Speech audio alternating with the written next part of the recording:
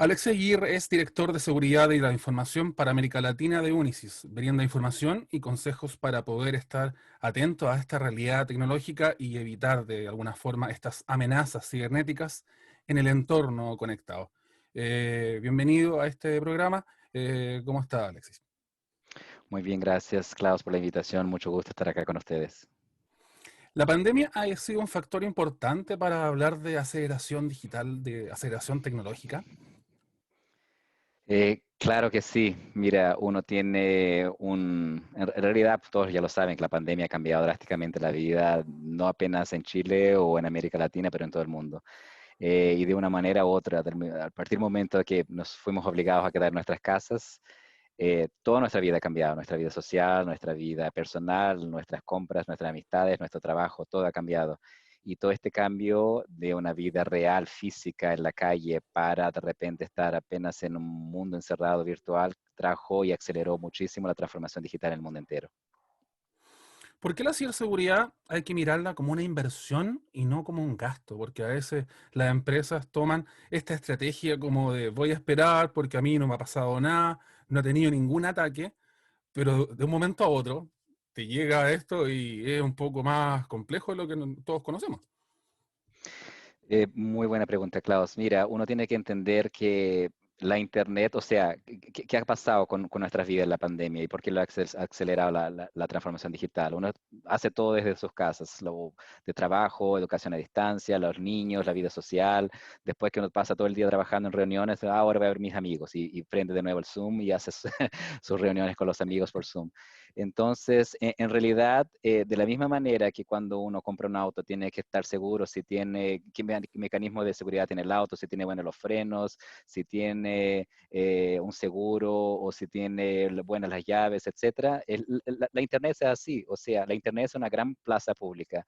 Uno tiene que saber lo mínimo de seguridad que tiene que tener para andar por esa plaza. Y si uno no tiene lo mínimo de seguridad, las consecuencias pueden ser peligrosas. Y en este sentido, ¿hay algún tipo de recomendaciones iniciales para poder mantenerse digitalmente seguro en este nuevo entorno conectado que estamos viviendo? Quizás, como se dice ahora, mantener esa distancia física, andar con la misma mascarilla. ¿Pasará algo similar en la parte digital, en la parte tecnológica? Muy bueno pregunta, Klaus. Claro que sí, o sea, uno tiene que reaprender a cómo usar la Internet, ya que ahora usamos la Internet para todo y no apenas para lo que usábamos antiguamente. ¿Cómo se usa la Internet? ¿Cuáles son las reglas básicas? Cuando estamos hablando de seguridad, uno no puede pensar que apenas todo es tecnología.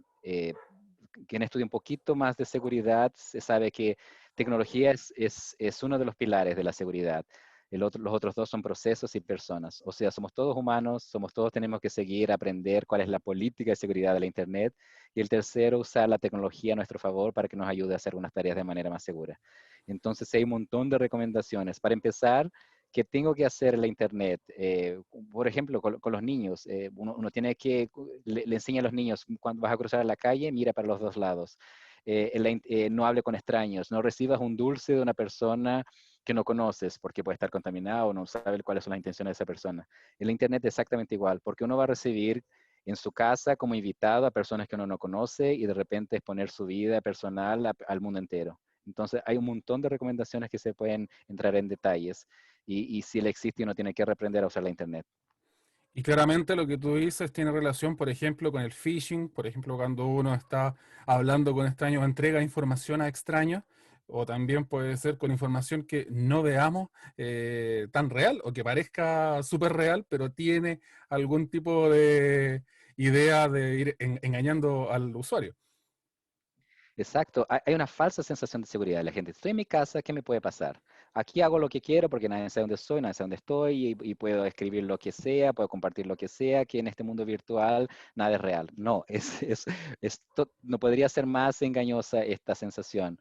O sea, sí es un mundo virtual, pero las consecuencias que uno hace del mundo virtual son reales. Entonces, todo lo que uno haga en el mundo real, si uno sin querer publica una foto, me estoy en la playa, mira, trabajo en tal parte, o estudio en tal parte, o estoy en vacaciones, y uno no tiene los mínimos de restricciones de exponer esa vida de uno apenas a los amigos y ya de repente sin querer está publicando al mundo entero todo lo que pasa con su vida, existen un montón de peligros. Entonces, los ciberdelincuentes pueden tener las más distintas intenciones. Puede ser robar informaciones tuyas para secuestrar a tu hijo, robar informaciones para robarte la tarjeta de crédito y hacer compras en tu nombre, robar información tuya y después pedirte un rescate por los datos, exponer tu vida pública y robar fotos y videos y exponerlo a la internet y después tus hijos pueden sufrir un ciberbullying por parte de los amigos o el mundo entero. O sea, la vida de uno puede ser totalmente cambiada si uno no tiene los mínimos cuidados con cómo manejar la internet. Ahora, un tema importante también es la educación virtual, la educación a distancia, que igual ha pasado a ser híbrida y de frente en algunos colegios a ser totalmente digital. ¿Cómo será posible garantizar una conexión segura en educación digital? ¿Y cómo la sociedad puede hacer ese cambio de chip para poder generar una experiencia positiva, tanto en el profesorado como también en los alumnos? Excelente, Klaus. Yo creo que esa misma discusión está en todas las partes del mundo ahora. Yo tengo 3 hijos y están haciendo los tres educación a distancia desde marzo. Y yo he visto el cambio, por ejemplo, en la tecnología, en los procesos, la manera que las escuelas de mis hijos ha hecho durante este tiempo. O sea, empezaron cuando vino la pandemia, nadie estaba preparado. Entonces, vamos a tener clases, no sé, vamos a tener por WhatsApp y por lo que sea. Después empiezan, no, vamos a hacer algo mejor, vamos a comprar un software de colaboración como este Zoom o como un Microsoft Teams o con un Google Meet. Y se empiezan, o sea, lo básico es tener herramientas de colaboración un poco más seguras y profesionales. Otro punto, uno tiene que, si estamos hablando de educación a distancia, no apenas la educación, pero todo lo que hagamos a distancia en nuestras casas tiene que tener lo mínimo de seguridad. Nuestra clave del Wi-Fi tenemos que cambiarla con frecuencia. Nuestros computadores personales tienen que estar con un antivirus actualizado, un buen antivirus actualizado.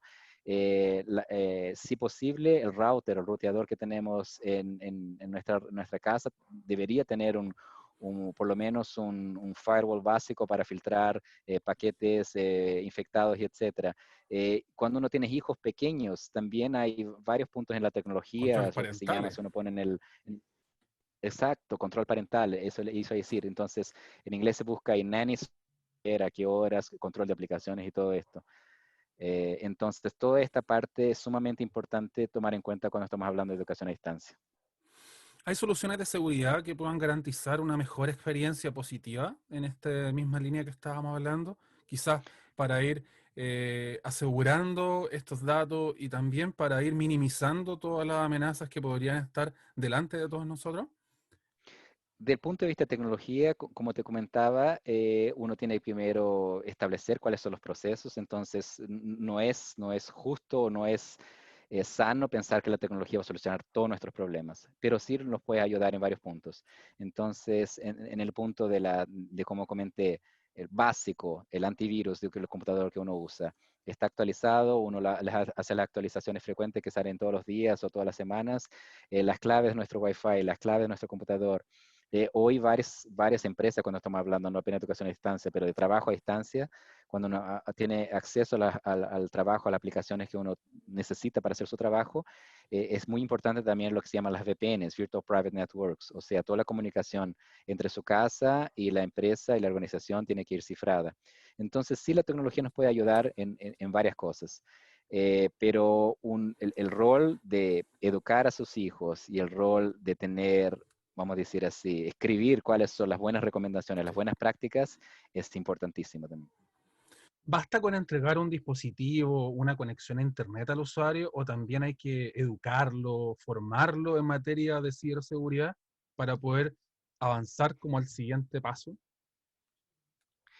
Eh, Bueno, es importantísimo la educación del usuario, sea este usuario un niño, sea un adulto o sea un anciano, todos Mm, viven en una manera totalmente diferente, los niños ya conectado, claro. nacieron en la época digital, conectado, uno que ya es adulto cuando era niño no existía la internet y después la aprendimos a usar, y una persona que es una anciana resistió hasta último momento a usarla, dijo, bueno, hasta que de repente se rindieron y dijeron, Tuvo ok, que sumarse al no hay sistema. salida, o me conecto, o voy a vivir aislado. Entonces, hay educación para niños, hay educación para gente adulta y educación para ancianos o la gente de la tercera edad.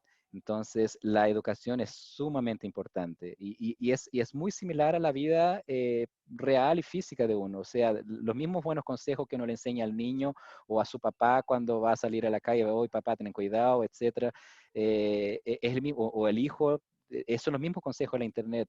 Toma mucho cuidado con la privacidad, mucho cuidado con lo que vas a publicar, cómo lo vas a publicar. No ofendas a gente en la internet, porque eso se puede volver contra ti de cualquier manera. Y lo que pongas en la internet es igual que poner plumas al viento, nunca vas a recogerlas en toda tu vida. Entonces, y queda para ahí para siempre. Ah, ya borré lo que yo puse. Bueno, alguien lo grabó y va a estar ahí para siempre. Entonces hay que pensar 10 veces. O sea, las peleas de uno, ¿para qué la vas a exponer en la internet? Si uno no tiene, está enojado con alguien, llama a la persona y resuelve su tema. No la publiques para que todas veas que estás enojado. Entonces, el buen uso de la internet es sumamente importante para la educación y tener una vida conectada, saludable. Eso último que tú mencionabas igual es relevante, el hecho de tener una imagen virtual asociada a cada uno y de hecho muchos niños no se dan cuenta de las cosas que se publican y que muchas veces puede generar algún tipo de dificultad, algún tipo de problema que los puede llevar a tener algún tipo de dificultad en el futuro. Exacto. Imagínate uno, si uno le enseña a sus hijos ahora de cómo usar correctamente la internet y no les enseña que las peleas son privadas y después se resuelven los temas. Imagínate, si uno publica, se enojó con un amiguito en la escuela, le publicó una foto o algo más grave. Están famosos ahí en los niños o adolescentes, los famosos nudes, donde se mandan fotos ya sin ropa, etcétera. Y después, ¿cómo vas a borrar eso de la internet? Eso es como plumas Súper esparcidas al complicado. viento. Nunca más y el tema del ciberbullying es Sí. terriblemente complicado. O sea, si uno le enseña a sus hijos a cómo usarlo, pueden ser víctimas o pueden estar ellos haciendo el ciberbullying. Y eso son crímenes, o sea, reputaciones, problemas, y ya llegamos a hacer problemas muy reales y nos pueden acompañar al niño hasta su vida adulta. Justamente sobre eso te quería hablar, ¿cómo se puede integrar la ciberseguridad en las escuelas, por ejemplo, los colegios o centros educativos, pensando en que los alumnos pueden estar expuestos a ataques, amenazas y a este mismo ciberbullying que tú comentabas? Mira, yo creo que como estamos viviendo una revolución tecnológica, obligados por el tema de la pandemia o acelerados por el tema de la pandemia, es sumamente importante que las escuelas se den cuenta de que es necesario añadir una materia en el currículo a nivel mundial. O sea, cómo vivir mejores prácticas para vivir la Internet. Eso es sumamente importante. Entonces, de la misma manera que cuando uno es pequeño en la casa le enseña un montón de cosas, ahora en la tecnología, ¿cuáles son las mejores prácticas de la tecnología? ¿Cuáles son las mínimas herramientas? Igual cuando entra en su auto, tengo mi cinturón de seguridad, me funciona, si doy una frenada brusca me va a sujetar. En un caso de un accidente, los autos ya tienen un airbag o algo, una bolsón de aire que me va a sujetar contra el choque. Todo ese tipo de cosas ya existe en la Internet, entonces uno tiene que tener una educación y si posible en la casa y mejor todavía si eso ya hiciera parte del currículo de las escuelas, de cómo portarse la Internet de manera más segura, de decir que no es una tierra sin dueño. Todo lo que uno haga en el mundo virtual va a tener consecuencias en el mundo real. Porque claramente los niños están pasando por otra etapa conectada, entonces ellos también saben otras cosas que los adultos generalmente desconocen, ignoran también. Y en esta línea también es importante estar al día con las nuevas tecnologías que van manejando los niños. Hay que como informarse respecto a estos nuevos programas, aplicaciones que ellos van utilizando. ¿Cuál es la recomendación que se hace? Es súper importante estar conectados con sus hijos, no virtualmente, pero, o sea, en la vida. O sea, ¿qué están haciendo? Es el diálogo. Ninguna tecnología en la vida sustituye el diálogo entre padre e hijos. O sea, sí uno tiene que estarse cuenta, ¿qué está haciendo tu hijo? Cuando te acercas a él, él esconde lo que está haciendo y hace otra cosa y mira para otro lado y finge que está haciendo otra cosa. O sea, si uno analiza el comportamiento de su hijo y si lo ve algo raro, algo está pasando. Entonces uno tiene que acercarse al hijo, tiene que obviamente dialogar, entender cuáles aplicaciones que usa, entender y entender un poquito cuáles son los juegos virtuales. Es inevitable, los hijos están pasando más tiempo conectados, sobre todo ahora en el tema de la pandemia. Entonces, sumamente importante entrar en su mundo y estar un poquito ahí más entendiendo a nivel técnico, tecnológico, y cuáles son los riesgos y los peligros que nuestros hijos pueden estar sufriendo o pasando por ahí. ¿Cuáles son las amenazas a considerar en lo que queda del año? Quizá algún concepto relevante que sea presente para este 2020 en materia de ciberseguridad. A ver si te entendí tu pregunta en relación, por ejemplo, a cuáles son los ataques más Correcto. actuales, etcétera.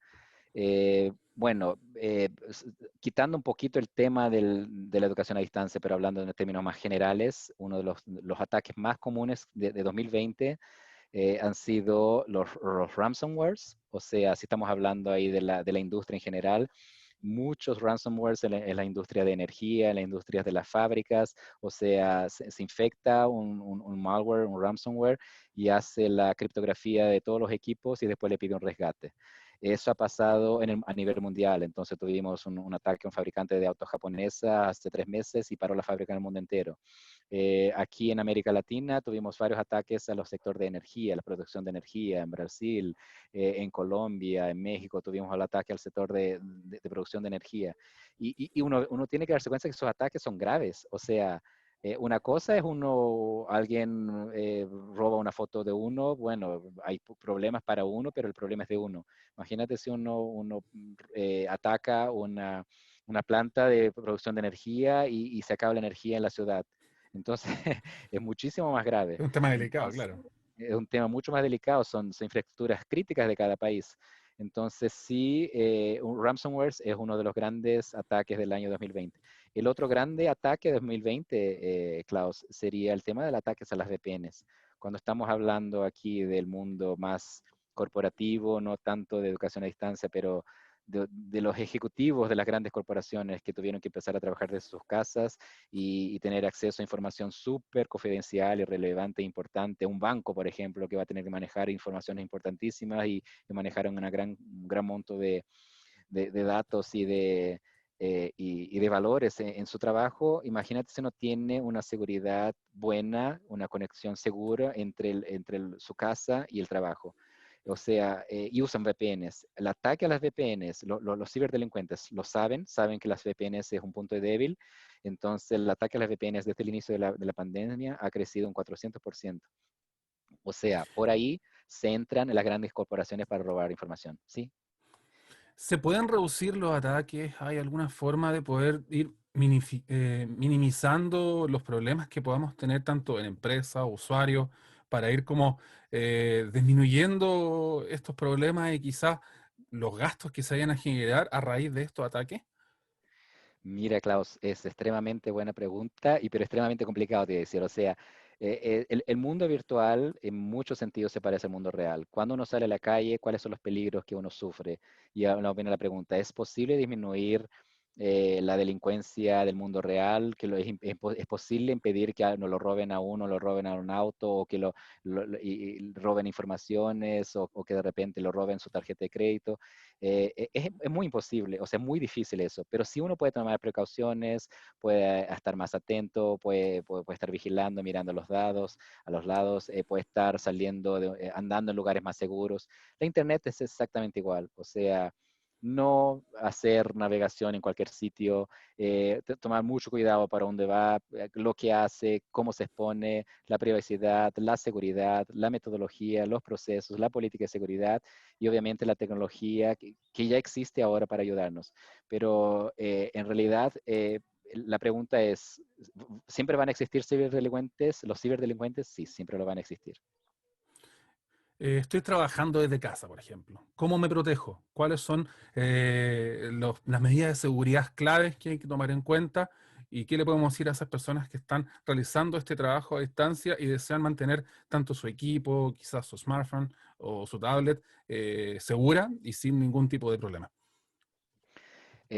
Mira, los riesgos siempre no existen, siempre, siempre. Entonces, o sea, ¿hay alguna tecnología que me proteja 100% cuando salgo a la calle, que no me atropellen o que no me roben o que algo sea? Uno puede tener mil tecnologías y las tecnologías nos ayudan para disminuir los riesgos, pero los riesgos siempre lo van a existir. Entonces, cualquier persona que te diga, o compra esto que va a estar 100% seguro, eso desafortunadamente no es verdad. Exacto. Ahora sí, las tecnologías para trabajar en la casa. Si estamos hablando del trabajo desde sus casas y uno tiene que acceder a las informaciones. ¿Cuáles son las claves o los puntos claves aquí? Ya comentamos, la red de Wi-Fi con lo mínimo de claves, su computador, cambiar las claves personales, tienen un antivirus actualizado. Y si la información que uno maneja y tiene que mandar para fuera de su casa es muy importante, se hace muy relevante tener la comunicación cifrada, o sea, lo que se llama VPNs, Virtual Private Networks. Ahora, si uno está haciendo un trabajo mucho más delicado, que ya estamos hablando, como te comenté, de ejecutivos que trabajan desde sus casas, grandes corporaciones internacionales, globales o que manejan montos, valores muy grandes, sí hay hoy, Klaus, unas tecnologías nuevas que se llaman Zero Trust Architecture, o traduciéndolo, arquitecturas de confianza cero. En eso, estas empresas que fabrican este tipo de tecnologías se lo pueden ayudar a uno a construir arquitecturas que disminuyen el riesgo porque básicamente lo que hacen es te dejan invisible al mundo externo de atacantes. O sea, son software, son soluciones que uno instala en sus computadores, instala en los servidores y todo lo que uno instale ahí queda invisible para el atacante, como si no existiera. Entonces, ¿cómo uno puede atacar lo que no ve?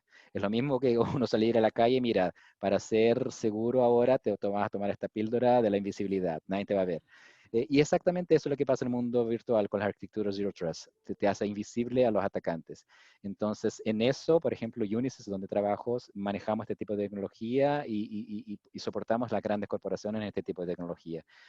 Pero obviamente esto no es para todas las personas y sí se hace sentido cuando estamos hablando de riesgos altos, de gran suma de valores, si uno le ataque a un gran ejecutivo va a tener una pérdida muy grande. Entonces, para estos casos sí hace sentido uno construir una arquitectura de confianza cero. Ya para el cierre, la inteligencia social también está tomando fuerza en la línea de todos los ataques cibernéticos. ¿Ante qué eventos nos podemos encontrar? ¿Y por qué hay que desconfiar justamente, como tú mencionabas, de todo lo que nos muestra Internet y por qué hay que tenerle cuidado a estas cosas? Muy bueno. Mira, o sea, la ingeniería social o los ataques por ingeniería social, y bueno, surgieron desde hace mucho tiempo, entonces mucho antes, o sea, de existir la internet y uno ya la podían hacer trampa usando el teléfono, entonces le llamaban a uno y le hacían trampas, o antes de existir teléfono, cuando le contaban mentiras, mira, haz esto y aplica tu dinero en tal parte que la va a multiplicar por tanto, o sea, las fraudes siempre existieron desde que el hombre es hombre. En el mundo de Internet es lo mismo, o sea, siguen teniendo los mismos problemas de las fraudes y de los temas de cómo uno se expone en la Internet. Oye, ¿me repites la pregunta que se me fue? Si es que en esta misma línea de la ingeniería social, ¿por qué hay que Ah, la desconfiar de ingeniería todo? social, Porque tú exacto, sí. comentabas que esta estrategia del Zero Trust permite también fortalecer también el tema de la ciberseguridad y poder hacer también una empresa un poco más segura. Sí, entonces la ingeniería social, siempre le ofrecen cosas a uno, la ingeniería social, o sea, tratar de hacer trampas, mandarte correos ahí diciendo, has sido un ganador, clic aquí, o soy tu banco, antes que pierdas acceso a tus informaciones, pone aquí tu usuario y tu clave que te voy a actualizar tus informaciones, o has ganado un viaje al Caribe, entonces pulsa aquí porque si no pulsa en los próximos 30 segundos, te vas a perder el premio. Entonces, todo este tipo de cosas sí es cada vez más común y más frecuente. Y el motivo por qué es más frecuente por Internet, porque sí hay desafortunadamente sistemas operativos como el Tor, que no son sistemas escondidos, se hace ubicar el atacante en este tipo de sistema es sumamente difícil. Uno nunca va a encontrar el IP real, la dirección IP real de dónde originó este mensaje. Entonces, realmente encontrar a los ciberdelincuentes en el mundo de la dark web o de la deep web es sumamente difícil y sumamente costoso. Entonces es más fácil uno prevenirse, tomar precauciones, de que tratar de repente encontrar los ciberdelincuentes que se hacen invisibles en la deep web, en la dark web. Eh, entonces esta educación para no caer en este tipo de trampa es sumamente importante, los phishings, etcétera. Mi mamá siempre me pregunta, me llaman, oye, recibí esto por WhatsApp, ¿puedo pulsar? Es verdad, me gané un premio. No, mi mamá, no, no lo hagas. Esto es ingeniería social, te estás haciendo una trampa. No, pero se mira, voy a ganar $1000 y ahora pulso ahora en este link. No lo haga mamá. Entonces, este tipo de educación es sumamente importante. Te doy las gracias, Alexis, por este espacio, por esta entrevista y también por abrir un poco el tema de la ciberseguridad, tanto a la educación como también al mundo que estamos actualmente.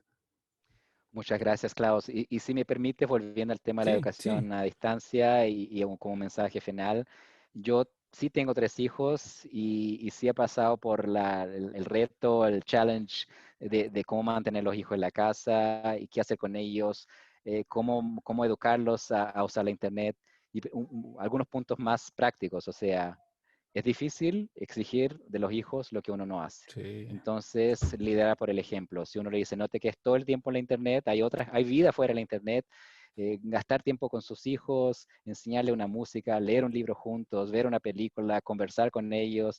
O sea, y sí, la pandemia puede traer algo positivo. Nunca los padres pasaron tanto tiempo con sus hijos. Entonces, sí puede ser un tiempo muy importante para crear vínculos que pueden durar para toda la vida. Entonces, ese perfecto, sería muchas mi gracias. mensaje. Muchas gracias por la invitación, Klaus. Un Genial. gusto.